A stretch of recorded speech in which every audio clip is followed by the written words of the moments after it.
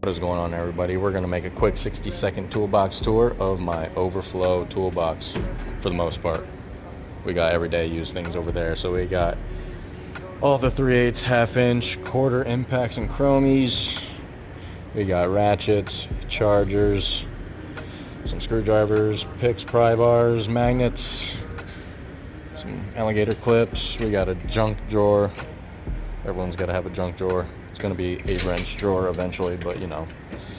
So we got pliers, more pliers, torque wrenches, vice grips, punches and chisels, oil filter wrenches, strap wrenches, hammers, dead blows, mallets, M12 air tools, power, yada yada yada.